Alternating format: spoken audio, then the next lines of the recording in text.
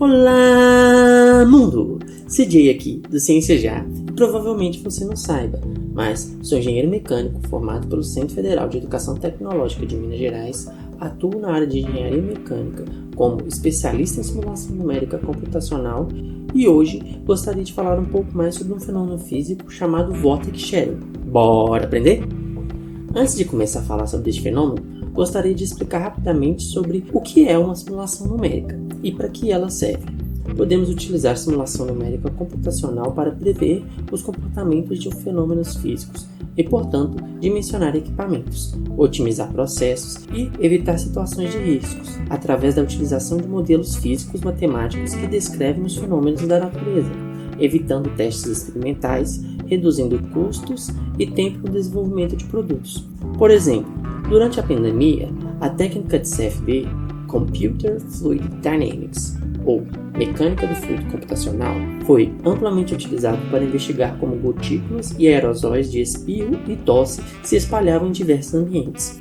Em carros, para determinar qual a melhor configuração de abertura de janelas do carro,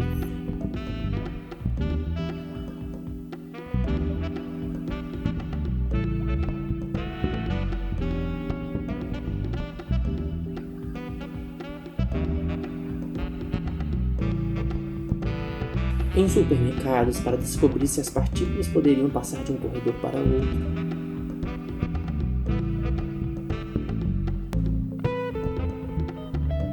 Em restaurantes para simular lugares fechados.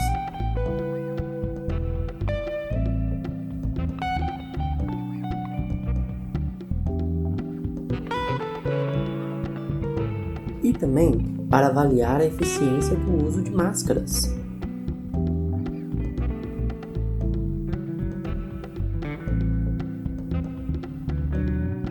E é essa técnica CFD que irei utilizar hoje para explicar um fenômeno físico chamado Vortex Sharing. Pois então, o que é Vortex Sharing? Imagine a seguinte situação. Você está na praia e avista de longe um farol bem alto. Sente a brisa soprando em seu rosto e por algum motivo imagina como seria o escoamento de vento ao redor desse farol. Eu sei, quem ficaria imaginando uma coisa dessas? Mas existe doido para tudo, não é mesmo? Simplesmente imagine que você é um desses. Felizmente, graças aos avanços computacionais, hoje em dia não precisamos imaginar e podemos simular para ver o que acontece. Então, olha a seguinte simulação. O círculo representa a torre do farol, vista de cima. É como se estivesse vendo o caminho do vento ao redor do farol. Cada linha branca dessa representa um caminho que uma partícula imaginária com massa zero percorreria caso fosse soltar o vento em uma determinada posição. Inicialmente, você percebe que todas as linhas são paralelas e não se misturam. Este tipo de comportamento caracteriza um escoamento laminar. Após um breve período de tempo, é possível perceber que pequenos redemoinhos começam a se formar atrás do farol. Esses redemoinhos são chamados de vórtices. Inicialmente, os dois vórtices criados são simétricos, fazendo com que a força fique paralela ao sentido do vento. À medida que a velocidade do vento aumenta, esses vórtices crescem, até chegar a um ponto em que eles ficam instáveis e perdem a simetria, alternando de um lado para o outro, em um movimento periódico. Este movimento periódico altera o sentido da força, causando oscilações como se fosse um pêndulo. Veja o seguinte vídeo da Harvard. Este tipo de escoamento é chamado de Vortex Sharing. Esse fenômeno, apesar de passar desapercebido, está presente no nosso dia a dia. Se você parar sobre uma ponte e observar o fluxo do rio ao redor do pilar, perceberá que é a formação de vórtices após os pilares.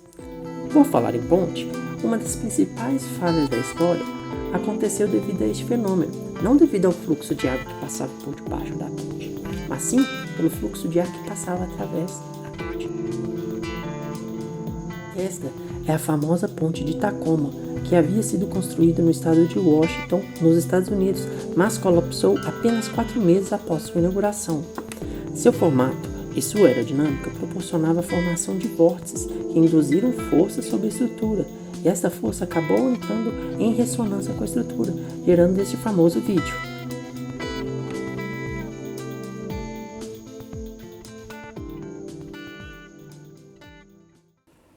Olha o que acontece com estes postes quando o vento sopra sobre eles.